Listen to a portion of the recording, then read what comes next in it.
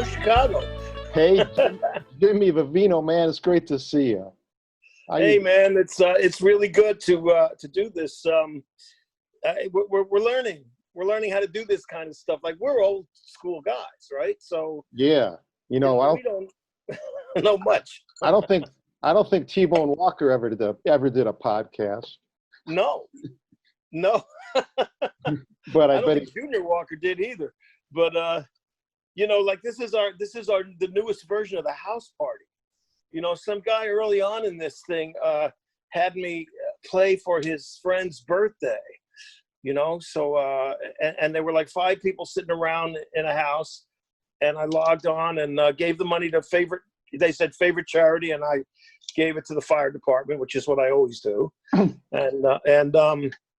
And I was like, wow, this is like a house party. This is what the old guys told me about, like right. They used to work everywhere. And the idea was and the blues was music to dance to, which they do in Chicago, they still dance. And in Texas, they still dance.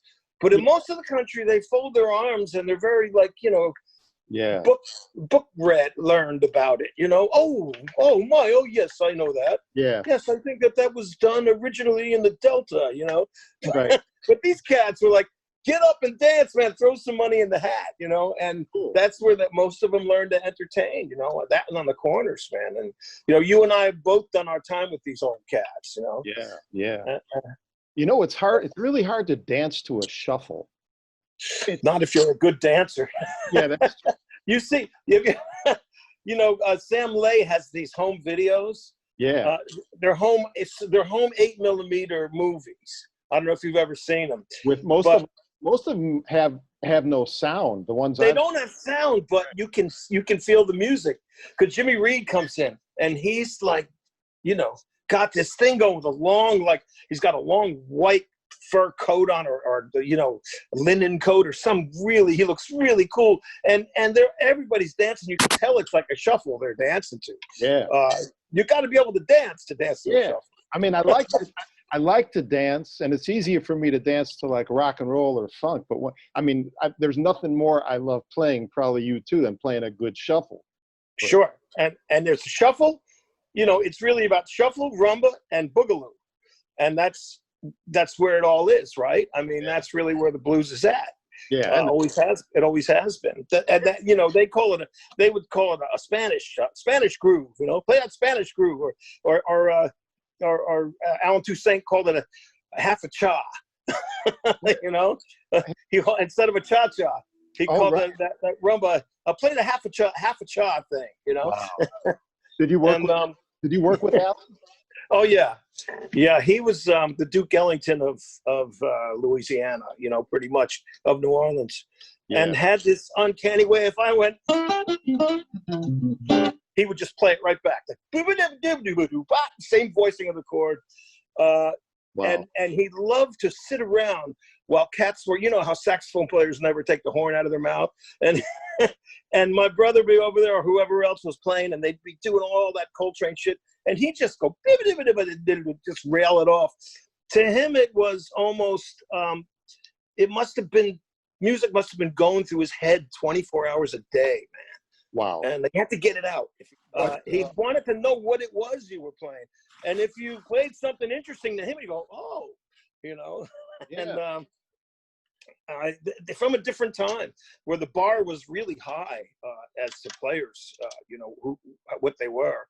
And he was one of the top, man. And a gentleman, He was, I met him a few times. I opened for him once, and we played some Jimmy Reed. And when we met him, he was like, yeah, I really like that Jimmy Reed you guys were playing. Yeah, oh, he knew. Well, so many cats cut down there.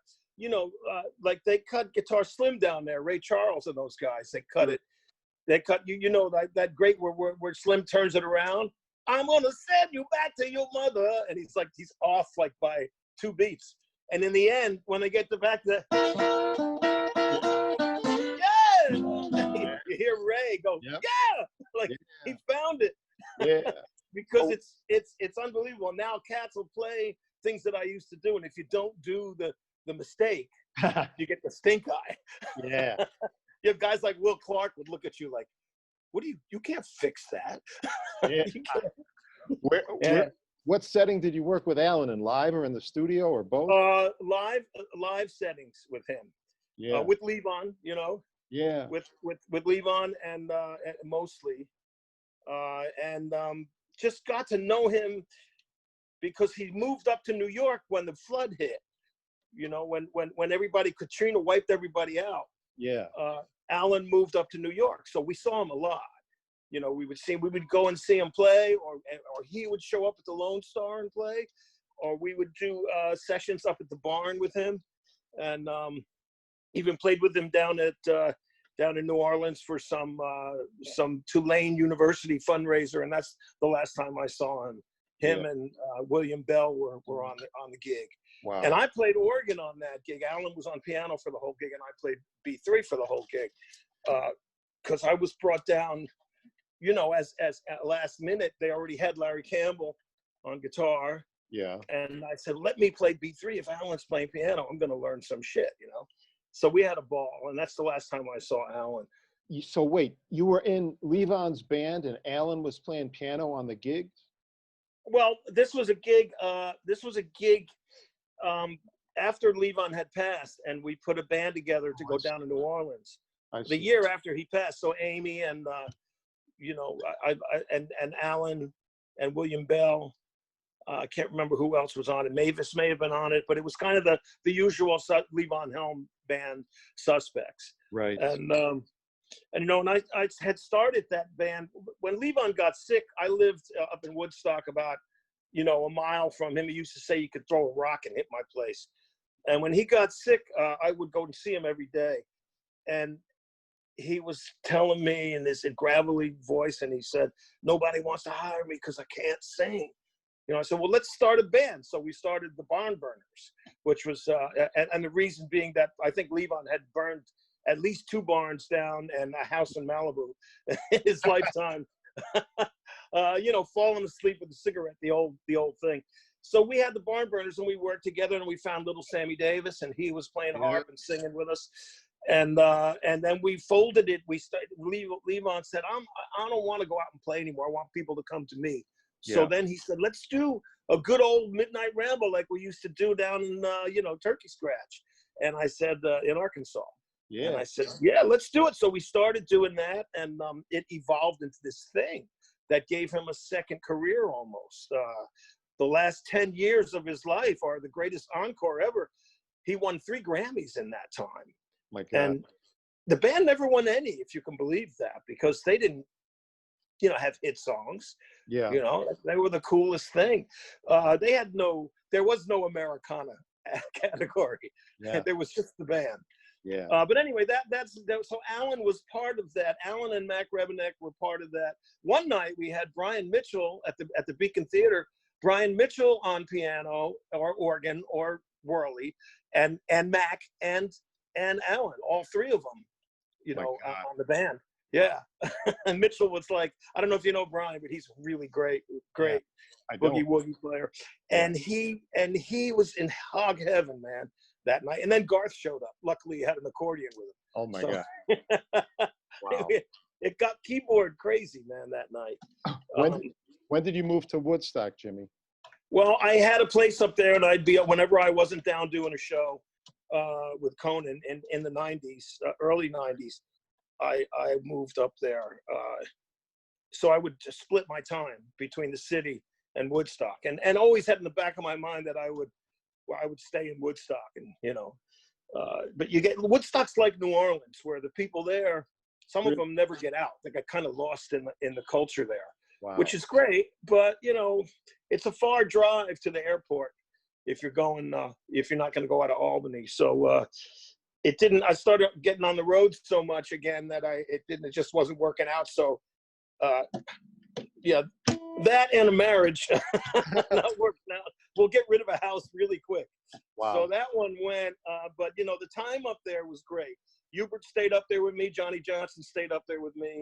We all recorded together at Levon's barn, Louisiana Red. I don't know if you knew Ola Dixon, but we did a record with her there. And Red's record was great. Levon played on that. And, Wow. And we were using the barn. That's a great recording studio. So Levon kind of came with the deal. It's like, you know, he'd come down in his bathrobe. Oh, ready to record? Let's go. You know, he listened to us working it out. He never wanted to sit there while the shit was being worked out. You fellas work it out, and I'll be back. You know, and he would come down and just add that groove that's like a jalopy going down the road with some bad springs in it. It's a push-pull thing that, you know, very few people naturally have. You have to really work on it. Occasionally I'll run into a drummer like that. And I'll say, oh, he knows what that is. You know, Levon was listening to Peck Curtis, you know, playing on a flatbed with Sonny Boy. Wow. And DJ Fontana, you know, with Elvis that would come through. So he heard stripper drummers and whorehouse drummers, you know, that thing, bump and grind shuffles. That was the shit, man. Talk about and there's something about that golden area where Helena and West Memphis, you know, and Memphis, and the whole the Blues Triangle, when you look at those, you know, those maps at the Blues Foundation, where all the dots are, where everybody's from in Mississippi and West Helena and all the places you hear in the songs. It's an incredibly fertile area. And we know, guys like you and me, if you think about the times we're living in, we've always lived, you know, shared, roomed, lived with Black folks, you know, learned from them, absorbed it, you know, and supported it and did our best to play it. And it's unfair when somebody will rip me one for, oh, you're playing I played a Jimmy Reed song on a just a little 60-second bathrobe blues thing, and somebody wrote into me, and I got so upset. They said, don't you know that the blues is Black culture and that you shouldn't be playing? And I'm like, really? Really? Are you saying that Black opera singers shouldn't sing opera? Right. You know, are you saying that? Wait a minute. You know, it's really, really bad when people pull music into the argument, and they constantly try to. But it's supposed to be. This is a healer and a unifier music. Yeah. And we lived together. We roomed together, and you slept together in rooms. You know, we got with fights together. Me and Joe Louis Walker sat in gutters outside of clubs at the end of the night together. You know, after getting kicked out of these after-hours clubs in New York. We were running buddies, you know, and it's hard to the minute you have to explain it, you should just walk away. Yeah, I think. Yeah, just be like, really?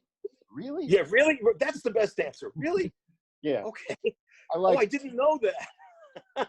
But I just wanted to get a little bit of politics out of the way about music, because, you know, from day one, African Americans were adapting. We're playing Mozart, and we're playing, you know, guys like Finest Newborn were playing Tchaikovsky and you know, and Franz Liszt. Those guys had all these chops, man, and all this classical knowledge, and they didn't say, oh, I can't play this, I shouldn't play this. And nobody said you shouldn't play this.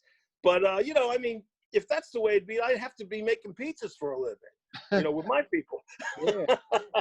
Anyway, so yeah, I've had a vast, a long association, no matter what else I do, because I do a lot of things. In fact, Rory Block said to me one time, you don't just play blues, do you? I walked away saying, now that could have been a compliment, or it could be a, you know, what are you doing here thing. But then I said, no, I think she was being complimentary, because she could hear all the other stuff coming out. And all the guys we love, they listened to the Grand Ole Opry when they were growing up, you know, and they listened to Louis Jordan. They learned so much from jazz, you know, and that's the truth about music, is that it is each person's, everything each person has accumulated, and hopefully you come out as yourself when you're done with it. And that's the something that only time brings.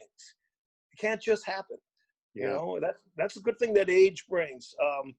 That and slowing down, you know, playing less notes. Yeah. Getting to where B.B. King was, getting to the conversational part of music. Right. Yeah. Some of the best advice, the best 3 words I ever heard from at least a half a dozen of the older Chicago bluesmen that has stuck with me forever. Take your time. Take your time. Yeah, You know? that's right. You got time. Yeah. Take your time. Boy, that's beautiful. And you know, Yank Rachel, who lived in Chicago for a while, but ended up he was in Indianapolis in the end of his life. And typical phone call with John Sebastian.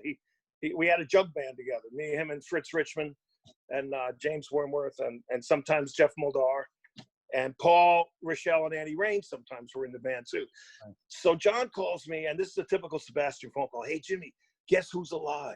That's how it always starts. Guess who's alive? I said, who's alive? He said, Yank Rochelle is alive, and he's in Indianapolis. He said, and not only that, we can go see him. We can get Fritz on a plane from Portland and bring Wormy with us with his washboard, and we can record him.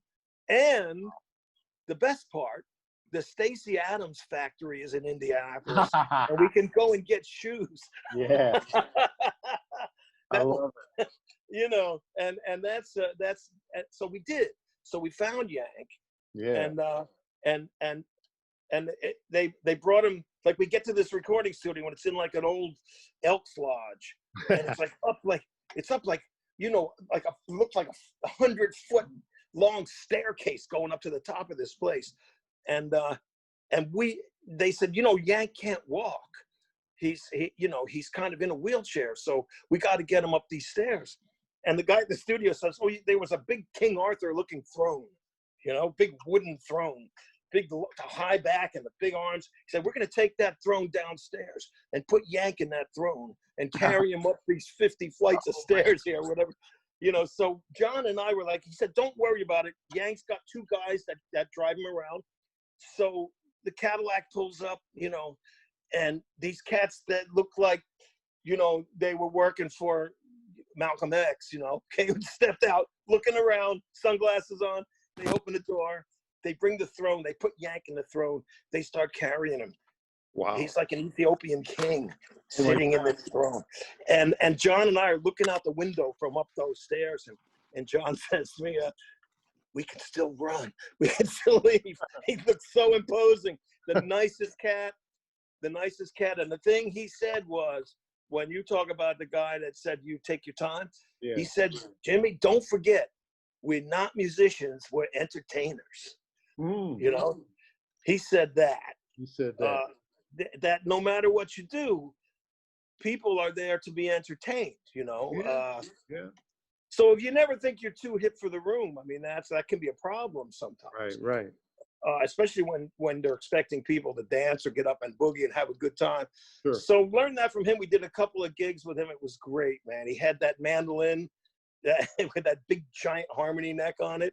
Yeah. And he and I found something out about his mandolin style, which I didn't know. He had the bottom 2 strings tuned like the bottom of a 12 string in octaves. So the bottom 2 were in octaves and the top 2 were unisons. So he would like hit a chord, and with his pinky, he'd be doing his hand was so big, be doing the riffs on the bottom, and you get the octave riffs. Yeah. While that's coming, you know, and he had this style that, and no other mandolin player. It's not like bluegrass or anything, not even Italian mandolin. It's Brownsville, Tennessee. Cool. That's the Yank did some cool records on Delmark. Yes, he did. That big one with Big Joe and Mike and with Bluefield and everybody. He's on that one. I think Bob did all of those records, right, for him. Yeah. Is Bob still alive? Bob is still alive. Bob sold the Jazz Record Mart and sold Delmark, but he opened a small storefront record store, and he's the only employee there. I think he's in his mid to late 80s now. Yeah. And he just hangs out in his record store, and the record store looks like it's been there for 40 years. When I was in New York, Bobby Robinson had done the same thing up in Harlem. You know, Bobby had the Fire and Enjoy labels. Okay. And he did, you know, he put out those Elmore things on Fire and Enjoy. Wow. And he also did High Heel Sneakers, you know, Tommy Tucker stuff. in Harlem, and all the Harlem records, Bob Gaddy and Jimmy Spruill, all those records. And he and Usher took me up there to see him because Paul knew him. Yeah. And he took me up to see him, and he was in the record store alone. Yeah. And like Bob, he would talk about the old days, and we were like sponges, man, around. And Bob will give you the time of day. He'll give you the time of the month, man. He'll talk to you forever, you know. And that's what I would do when I would go to Chicago. The first thing I would do would find Bob, go to the record mart, and just ask him about those days, the Junior Wells records, you know, all of that. You know, he told me the funny story about Cobra and that they were gangsters, like, and somebody ended up dead in a trunk of a car, you know? Yeah. Yeah, I think Eli Toscano ended up like in the Chicago River or something. Yeah, I don't know if Bob started working with those guys in the beginning or he knew all those cats. So, man. Yeah, I bet. There's a great photo from the Yank session with Bloomfield where they're all kind of sitting in a circle in the studio. I think Sleepy John was on that record. Yes, because Sleepy John and Hammy's on there too. Yeah, Hammy Nixon. Because Hammy and when I asked Yank if he ever worked, I said, well, I didn't ask him. I said, well, you worked with Hammy Nixon, right? He goes, Hammy worked with me. Love it. He said, I and Hammy used to go around the South touring as Muddy Waters and Little Walter. Nobody knew. We made a pile of bread, man. Said nobody knew what anybody looked like back then, you know? Wow. And they didn't even put him. So yeah, that was, let's see. Yes, so Michael was the only sort of wild card there, but that was pretty much the three J's who were John Estes, John, Yank, Rachel, and Hammy's name is like James or something. They're all J's, and they had their band of three J's. And then Big Joe is the reason Mike is there. Yep. You know, because he was kind of like Big Joe's caretaker, as we all know. You know? And it's a joyful noise they make. Oh man. You know? Jimmy, did you know Michael? Did you know Bloomfield? You know what, I hate to say that I was afraid to say hello. And really? I saw him like 7-8 times, you know, different. I just was too enamored, too in awe of him. When I finally got to be like best friends with Kooper, he said, man, you should have said something. I said, man, you guys were unapproachable in my mind. Yeah. You know, I'm sure I would have loved to hang in with Michael. There's almost something more mythological about him to me now. Yeah. But you know, the thing with us, guys like you and me, we, you know, we're workers. Like, we've played with everybody. We do our best to make them look as good as they can, because we've all seen Hubert in the worst situation. With the worst band, Hubert wasn't good if the band wasn't good. Yeah, exactly. And because he's a reactive player, that's an inherent side man, that if your shit's happening, he starts reacting to it, it's beautiful. But don't say if you leave it up to him. So when these guys stepped out of our record collections into our lives, it was like heaven for us, you know? Yeah. And they were all to a man, wonderful men and women too. You know, and then there's Chuck, but that's okay, because we all have Chuck Berry stories. I've been working with Johnny Johnson for so long. I had many encounters, but every day I listen to Chuck Berry still. You know, and the first person I ever played with, I didn't even know was Victoria Spivey, who lived she lived in Brooklyn in like a really bad neighborhood in Bed-Stuy, and my friend Brian Bazzazi, who was sort of, you know Brian? I know Brian. Brian was like the spare tire in Muddy's band in case somebody didn't show. And he was also the road manager. Did you buy that 53 Les Paul from him? Yes, I did. Yeah, I was reading about it. And that's the one that was at, Real Guitars in San Francisco. Oh, and Brian was bidding against Neil Young for it. Oh, and Brian said, you know, I think Brian paid $2,000 for it. Oh my! But Neil wouldn't go $2,000. He was like, Neil was like, they're not worth $2,000. He was going to paint it like another black. Was this like in the 80s? No, this in the 80s. Yeah. When you could buy a blackface Super for $200. Oh man, yeah. You know, and that's, you know, well, You know, it was a lot of money though then. You know, not what it is now. I think it's so out of hand now. It's crazy, man.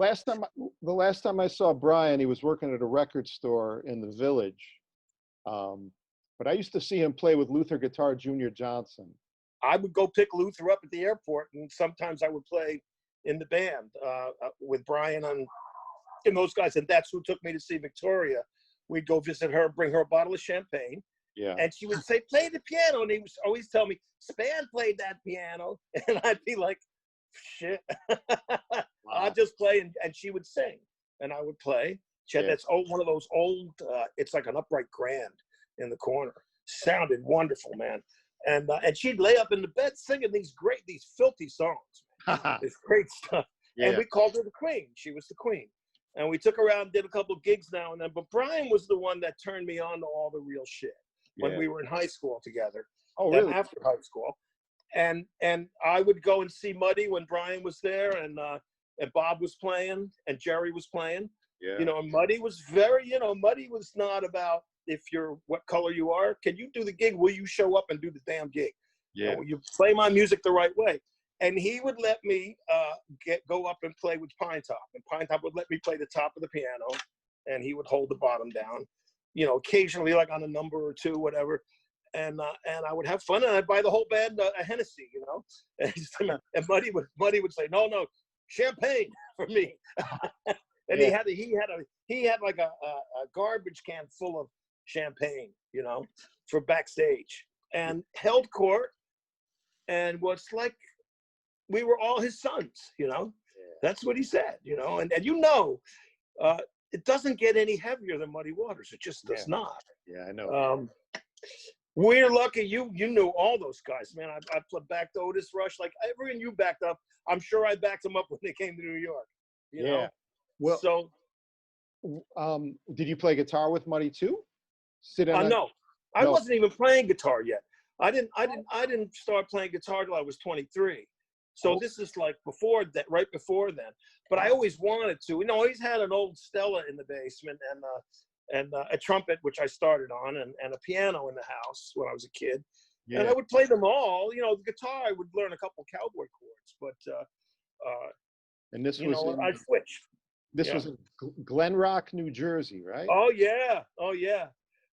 What your mother, you know, your parents have 3 hyperactive kids. What do you do today? You give them drugs and an iPhone or a Wii console. Then it was like music lessons, you know. I think I texted you a couple years ago. I saw the movie Patterson. Yeah. Really cool independent film, and there's a bar scene in there, and your picture's up on the wall. I know Jarmusch, he called, first of all, because my brother Floyd, who you have to know this weird history of my brother Floyd, he had a cable TV show in New York, the Uncle Floyd Show, and all the musicians and punks, you know, it was a cult following. It was a kind of a kiddie show for stoned out adults. Yeah. And so Jarmusch called me. He said, we want to put your picture on the wall in the bar, but we want your brother too, but we're having trouble with your brother. He's like, you know, he doesn't understand what we're asking him for. So I had to call my brother. I said, look, this is Jim Jarmusch. It's it's an indie movie. He's like a legendary, I don't know, who the hell is he? This is my same brother who told Barry Levinson, I can't come and do your movie because I got a couple of dates in Las Vegas, you know, lounge that I got to play. Oh, you know. No, he's like, well, you wouldn't want me to cancel you. So he's old school. And he's the one, Floyd, who had he used to go take Victrolas out of old ladies' houses, you know, when they have them clean their attics. And he'd come out with all these wind-up machines with big horns and shit and boxes of 78s. So while I'm listening to whatever I'm listening to, he's got like Sonny Boy on Bluebird. He's got trumpet. Yeah. He's got King R&B records. He's Savoy records, OK records, you know, all of that stuff. And he's playing that shit on the machines it was meant to be played on. And that shit was coming up, and I'm like, that was killing me when I heard Sonny Boy Williamson, you know, one, right. John Lee. Okay. You know, and then and who also was part of that Brownsville bunch with Yank and those guys. But then I heard Sonny Boy 2, and I was in love. Yeah. I said, here's a guy. Did you ever get to know him? Was he gone already? Oh yeah, he was gone. I'm only 57, Yeah. so I missed a lot of those guys. Yeah, my theory is that he never wrote a lyric down, and that the song was never the same twice. Yeah. Because I think it was just the most honest blues where it comes out of you once. Yeah. You know, and it's Little Village is proof of that. Yeah. He never sings the same thing, twice. Have you ever talked to Billy Boy Arnold about him taking lessons when he was a teenager from Sonny Boy 1 on the south side of Chicago? He would go to not about that, but I had talked to Billy Boy before. He's got amazing memory. I was trying to find out where Jerome was, and he didn't know. Oh, wow. Yeah. Wow. Arnold. I mean, not Jerome the Maracas player. Not the other Jerome. Yeah. Yeah. So take us back to your early days, because I know you used to go to the Fillmore. Is that where Is that where you first saw Bloomfield and Kooper? I'm trying to remember. Probably not, because I didn't go to those shows. So I didn't see Al and him play together ever. I saw them separately for a long time, because there was only the one Fillmore East show that they put out later that's not very good, because the drummer Johnny Cresci just doesn't get it. But they put it out a while ago. The Long Lost Fillmore album. Yep. But the West Coast one is the great one.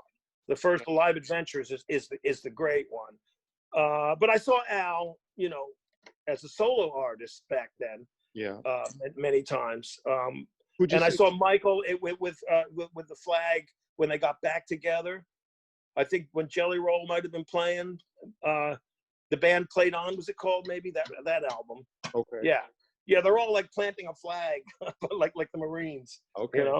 And I saw Michael then, and he mostly played that black Strat at that point. Yeah. But he sounded great. Then I saw him a couple times with that trio with Bob Jones, and I can't remember who the other. There was just a trio, and that was something, because Michael was pretty junked out then. But he sat on, can you imagine sitting on a deluxe reverb on stage? Okay. And that's like, he's down so low. Yeah. But he's playing shit. He seemed to be going in sort of a backwards motion, searching for stuff, that wasn't rock star. Like, he wasn't playing with that same kind of rock star fire. He was playing like an old guy. He seemed to be looking for a pure tone out of that Strat, which he got a lot. Mm-hmm. He got it a lot, and his acoustic playing was getting better and better.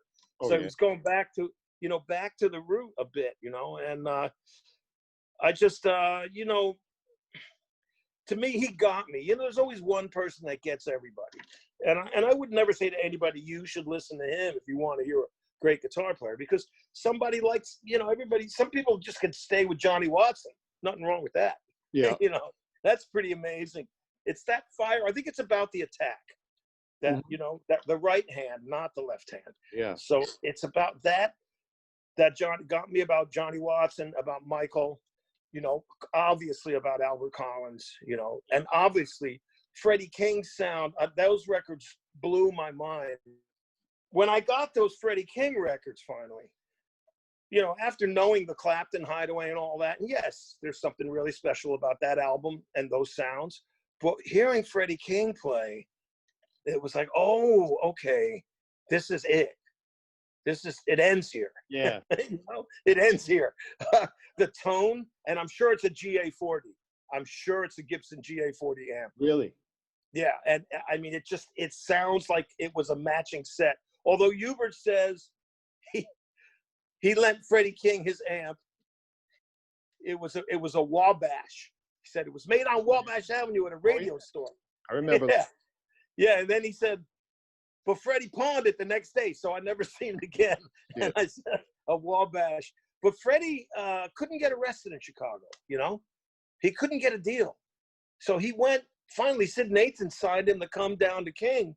Yeah. And play. And it's amazing, isn't it? The guys that Jimmy Reed, that Chess passed on, they passed on Freddie King. It's Wow. funny, they fill quotas even back then. Oh, we have this guy or that guy. We don't need that guy. But those are really great records. And that Freddie was not only a great guitar player, but his vocals are unbelievable, man. Yeah. That Buddy does that shit, Yeah. Buddy does that shit great. Yeah. Buddy's vocals are amazing. Did you see Freddie live? Yeah, but when it was too late, I'm sorry to say. Yeah.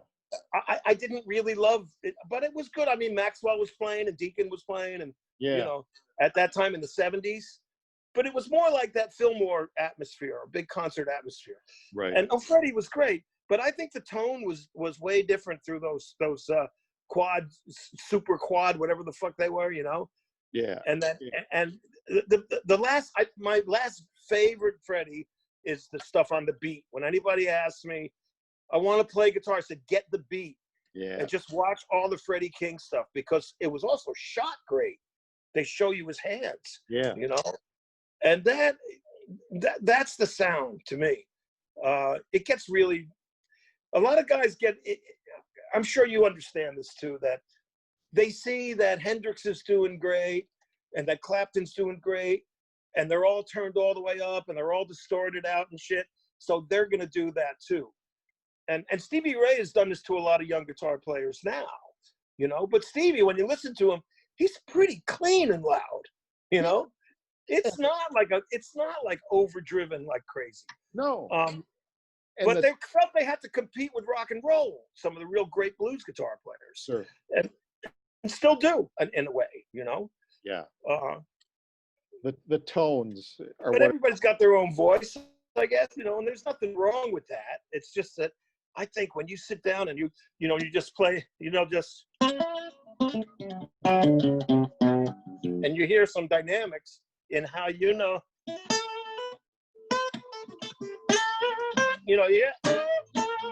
want to be able to do that with no amp, pretty much, and then BB was the best because he had the amp all the way on 10, right?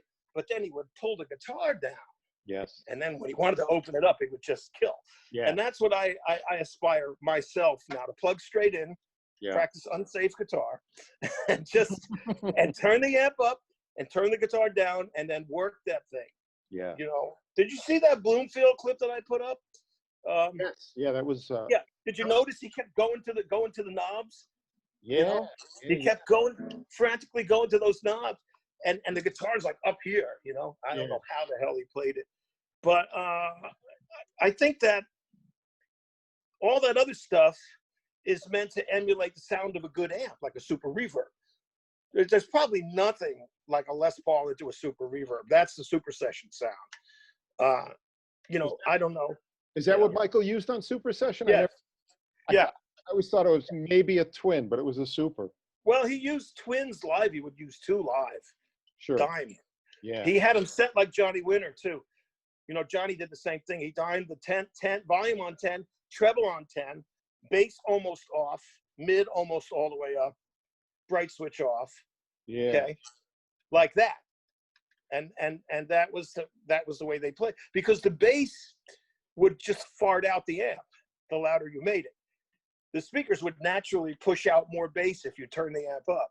So you turn the bass back down. And that blackface sound, man, whew, that's killing. I mean, it doesn't make sense to have a Dumble and 12 pedals going into it. I know. All you're getting is a really good idea of what those pedals sound like. Yeah. I just think so. But that's for me, not for everybody. I don't want everybody getting on and saying that I'm an elitist at all. I'm just dumb when it comes to that shit. So I'll spend half the gig on the ground trying to make it work. I know. Life was so much more simple and beautiful before pedals. Man, I had an early pedal board. I was playing with Al Kooper at the bottom line, and Al leans over and says, "Look, the bar was right to the right of the stage, right to the right of where I was standing on stage. Hey, look to the right. Joe Walsh is here." So Joe Walsh is there. I have my Les Paul. I have the first gold top that I gave to Hubert that got stolen. I had the gold top. I had a deluxe reverb. blackface, and this homemade sort of crappy pedal board in the 80s, you know, where you could get some MXR shit on there. So Joe comes up, he's gonna sit in, and I hand him the guitar. He puts the guitar on, and he pulls it out, he kicks the pedal board out of the way, and he plugs straight into the deluxe. I had it on like 4 with these pedals, right? Turns it up, everything up, except the reverb. That's off. And the sound of God came out of his hands through that amp. And from then on, I was like, that's it, man. He had show me, said, get this shit out of here, you know? Yeah. Now, I don't know now what people do, but he sure as hell knew how to get a good sound out of a Les Paul and a deluxe. And that's the best way. Straight in, man. Yeah. Unsafe. Yeah. But, you know, and I learned from guys that way. You know, Harvey Brooks is the one. I always played a Strat forever. And we had a band called the Little Big Band. And actually, it became like the rock and soul. It became a band that Donald Fagen would come to play with. And then we would do gigs with Fagen. But when we started out early, it was like we had piano, organ, 4 horns, me, Harvey, Gary Gold on drums, and Jeff Young on organ, and Kevin Bentz on piano, and Catherine Russell would sing. So there were like 10 of us. Yeah. And Harvey turned to me one day and said, "Man, you gotta do something about your sound, man. You know, I know how much you love Michael, but you gotta get a Les Paul." So he gave me his until I could get my own. Wow. Because he was just so. He said, this is gonna transform you," and it was a P90. You know, 69, two P90s, and I said, "Man, Harvey, you want to sell?" Didn't want to sell it. He goes, so I went to Albert. I went out to LA, and that's where I found the first 54 that I bought from Albert, and that was, I don't know, that's around 1980 or something, you know. And it wasn't that expensive. It wasn't that really. They weren't that expensive. Jimmy, which Albert? Which Albert are you talking about? Albert Molinaro, who had Guitars Are Us. Oh, okay. So I went to buy a guitar from him because Kooper said he's the best guy. When we go to LA, we'll go visit Albert. And I got that guitar. That's the one that I gave to Hubert when we cut that Wake Up Call record together. And somebody stole it. I think it was a 55, actually. Yeah. Someone stole it. And I was like, you know, hell. They're going to burn in hell. But it's okay, because to Hubert, you know, you've heard him play on any guitar. He sounds the same. Yeah. He sounds the same. It's all this guy, you know, that. I know. That, you know. Yeah. That's all fingers. Yeah, man. I mean, that's the great thing about players like you and great players. You play anything, you're going to sound like you. You're going to play a Squier, or you're going to play a 55 Strat, you know? Yeah. It's going to sound a little different, but it's going to sound like you. It's overrated, you know. I mean, you play your Jazzmaster or your Strat, right? Or you even probably have a Jaguar, if I'm not mistaken, maybe. You know, I don't know if you do. No Jaguar. Well, Otis had one for a while. Yeah, I'm 6'4". They're a little too small for me with the shorter scale neck. Yeah, it's uncomfortable. The bending is uncomfortable. Yeah. Even though it's a Les Paul scale, I think. Okay. Yeah, I mean, even Les Pauls feel small to me. Yeah, the length, right? Well, then get yourself a Firebird, brother. You'll feel like you feel like you're on 12 miles of road, man.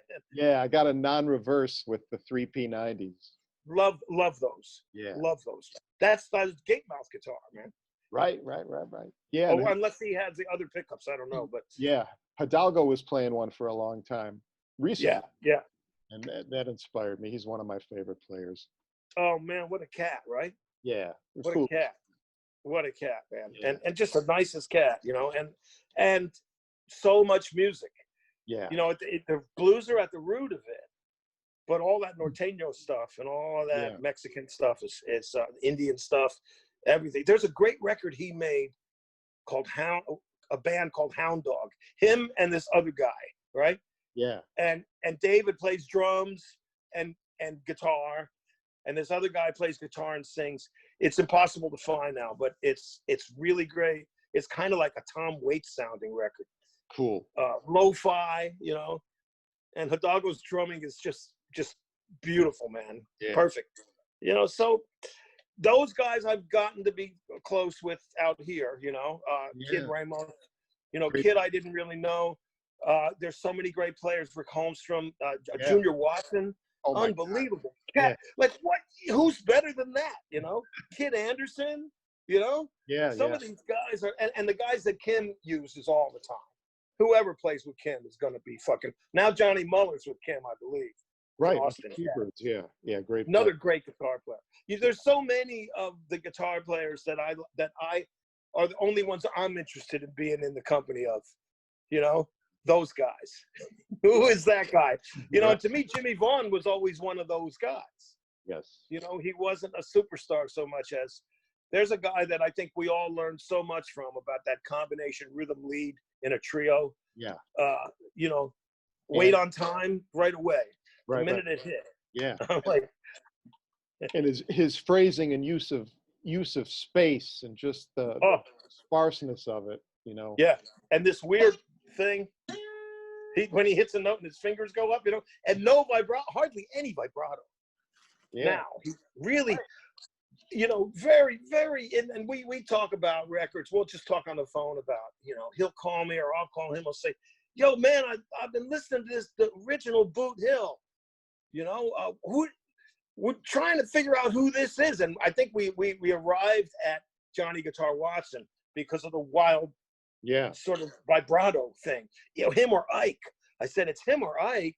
Yeah. You know, they're the only guys who are shaking that Stratocaster like that. And if it's a West Coast record, at that time, that early, it's probably not Ike. He was still in St. Louis, I think, you know, or, you know, wherever he was. But so we want to find out who, we're still looking, the forensics of who was that guitar player? Who was that guy? You know, was that Hallman or was that Wayne Bennett, you know, on that record? Right. With on some of those, you know, because there's always a guy that everybody knows like Wayne Bennett, and then they think everything they hear on a Bobby Bland record is Wayne. Yeah. But then you find out, no, man, that guy, you know, Carl and Fran, you know, those two. I Smell Trouble was Holloman, and that's like, that's some of the most like scary, haunting, deep blues that was ever recorded, I think. And it's who's on Junior Parker's driving wheel? You know, it might be Pat Hare. Yeah, it's ferocious, man. Yeah, yeah. Talk about playing behind Otis Rush. Well, you know, it was one of those. You know, Otis was in that time where, you know, his wife was doing all the talking, and Otis was very silent about everything, and she was communicating everything. And the first thing I found out was we're going to play at Chicago Blues over there, and you know, the same people that own Halstead Blues on Halstead own that place, or they were partners. Yep.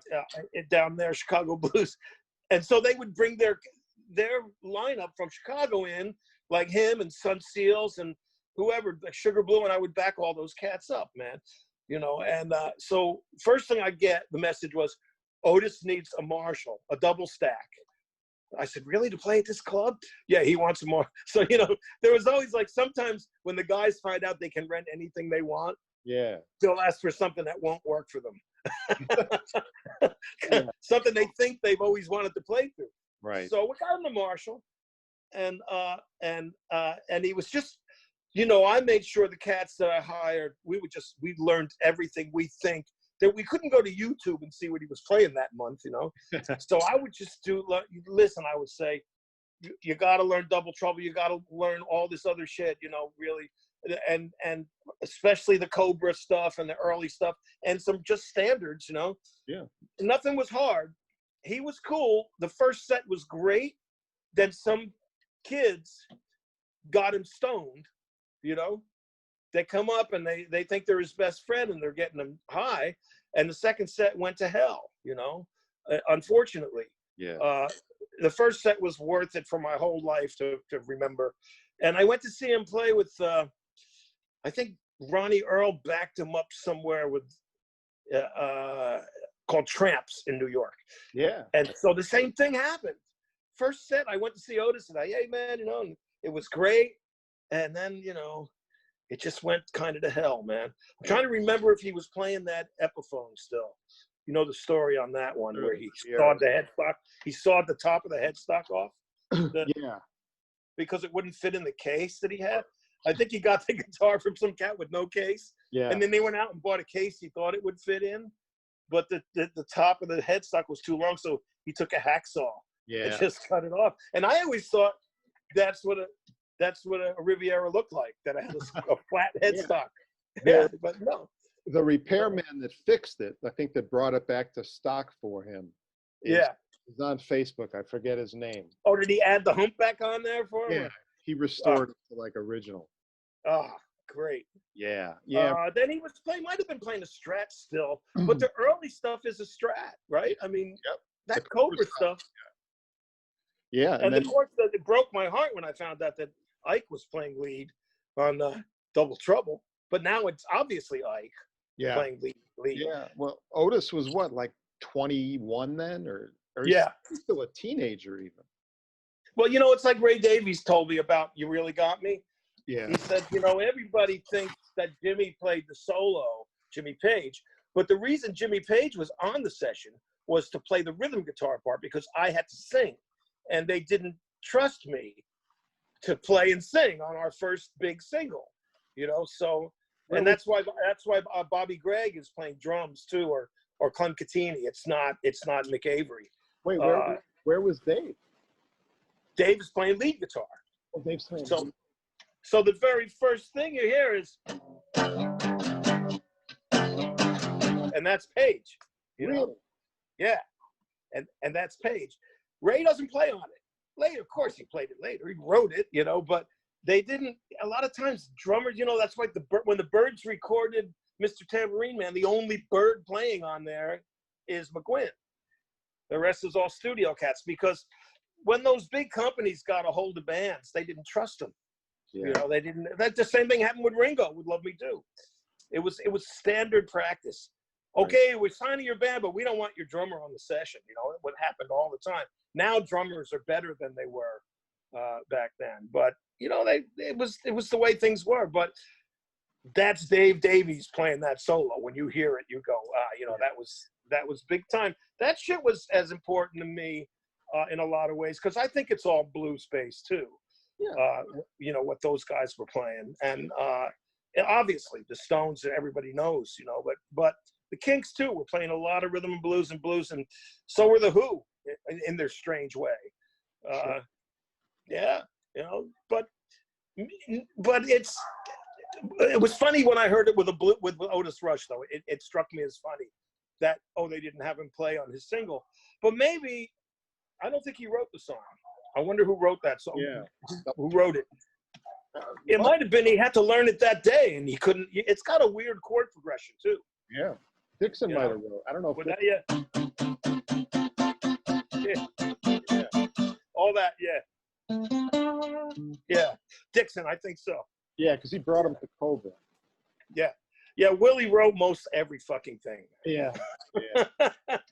Jimmy, talk to us about your career in TV. I don't want to. I hate to step away from all this great blues talk. Well, yeah, there was so much, man. I mean, you know, I worked on the road for a long time.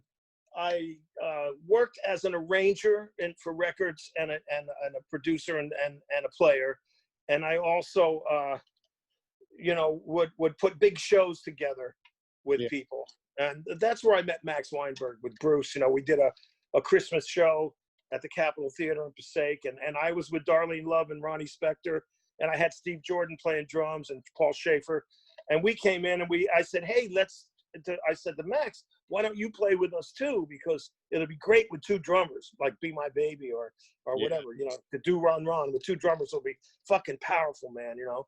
So we did, and me and Max got to be friends, and then we had our own little jump blues after Max left.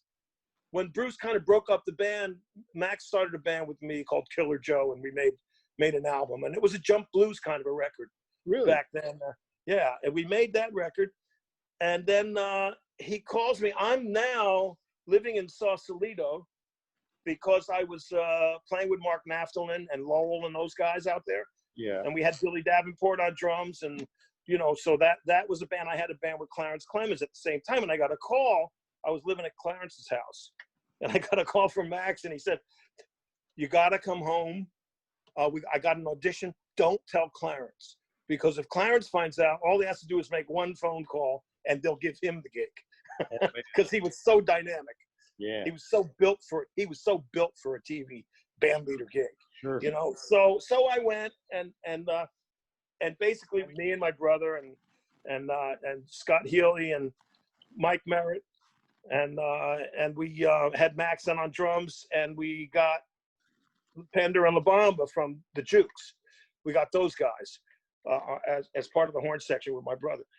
And we basically were, for that first audition, we were playing jump blues and New Orleans music and good time kind of shit like that, And we got the gig. We were surprised we got the gig. Yeah, so we we were at NBC up there, and walking into Rockefeller Center every day. It's like a dream. It's like I'm a kid, and it was a wonderful gig, and we did that for 16 years.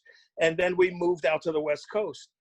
We did 1 year with The Tonight Show before Jay decided to pull his stupid hat trick. And then we went over to TBS. I've been out here now 11 years. So I'm at 27th, going into the 28th season of playing with Conan.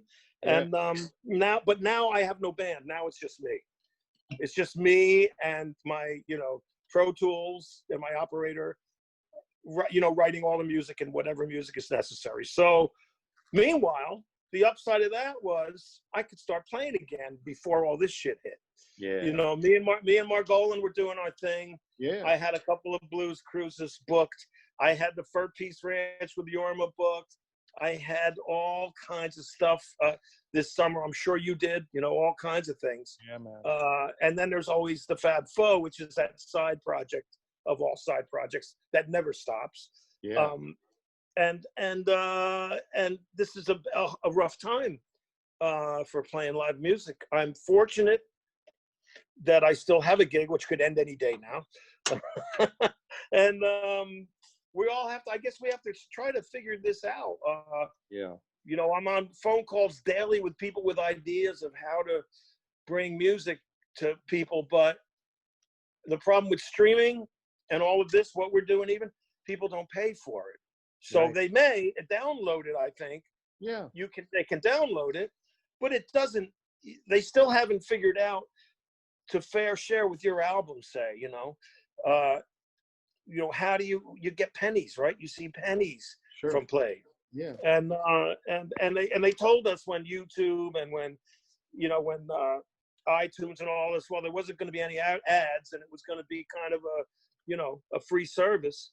Well, no, we're not, we're kind of left in the lurch, but I don't know how we're going to be able to charge for concerts that are streamed, But I talked to one guy who had the idea. He said, "You know what? Don't think so small, because when you stream a live concert, if it's say it's $10 a person, you could be hitting 800,000 people, worldwide. Right. No, you're not talking anymore. Don't think small in terms of 2,000 people, Yeah. and you have to overcharge. So maybe now, if we can get the world into, visiting our concert for a couple of bucks." Yeah. It might be okay. It Right. might be okay. It might pay off. And all the venues and concert halls are vacant. So you get to Yeah. and you spread out and you bring in a good crew to film it so it doesn't look like you're watching on somebody's iPhone. Haven't you been filming at your place there in Chicago? We have been filming. We've been doing a blues series with Chicago Blues Boot Camp, who's one of the sponsors of this podcast. We just did one with Jimmy Johnson and Billy Branch and John Primer, and it was beautiful. We did one with Mud Morganfield. I saw a picture of both of those. And by the way, I remember Brian turned me on to Jimmy Johnson, and the record was Johnson's Wax, right? Yeah. And it was Dashiki era. Yeah. And I'm pretty sure it was Ted Harvey and Stroger. I'm pretty sure that was the trio I saw. I'm pretty sure Ted Harvey was, because when I saw him later with Hound Dog, I recognized him. Unless it was Odie Payne or something. Who would have been the drummer back then? With Jimmy? Yeah, with Jimmy Johnson. Yeah. The one drummer I associate with Jimmy, but I think it might have been a little later, was Fred Grady. Do you remember Fred? Okay. But I don't think he was on Johnson's Wax. Yeah, but who knows who they toured with? He could have picked two guys up in New York, and I didn't even realize it. Yeah. We should probably say goodnight, but I was wondering if you could tell us about any. Are you doing any production when this fucking? Well, right now Barry Goldberg and I are working on a record here. Oh wow! You know, wow. that we recorded about 8 or 9 tracks for already, and now we're going to record some more tracks, and we're going to get some people to play on them, which is the way things go these days. Yeah. You know, I just worked on Dion's record with him. Second, you know, we did one before this too, but we didn't have all those stars on it, so it's kind of lays there. But it's a good record. I hear the new one's really good. Well, I like it, you know, and he's just 81. He'll be 81 on the 18th. He's an unstoppable force, one of the greatest singers, and he's been playing Jimmy Reed in songs since he was like 14 years old.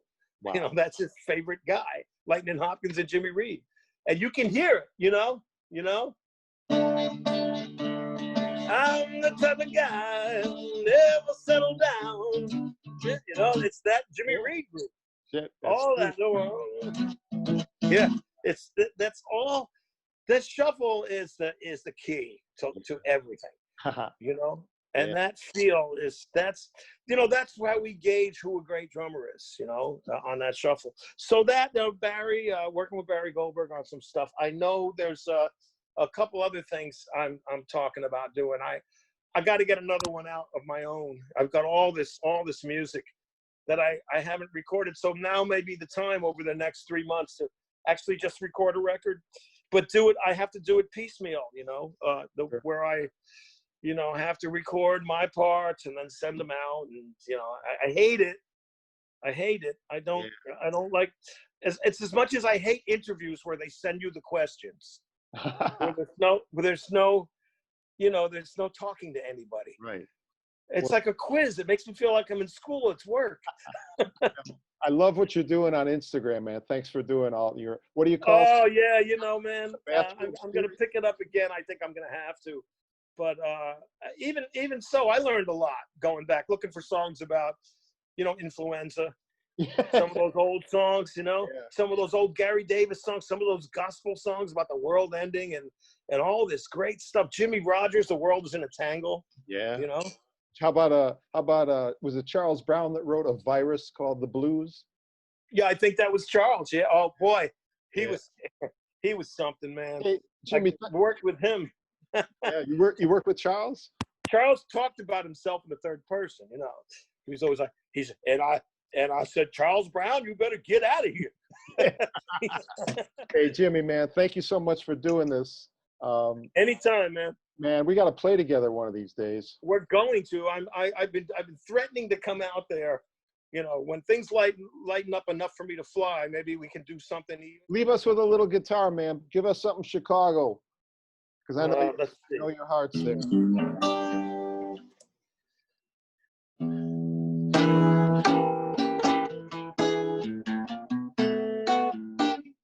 You told me, baby, once upon a time, I'd be yours for show me mine. That's all right. You love another man, baby. That's all right. Every now and then I wonder who's loving you tonight.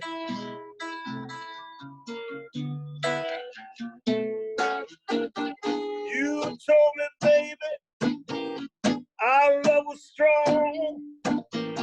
Woke up this morning, I had my whole world gone. That's all right.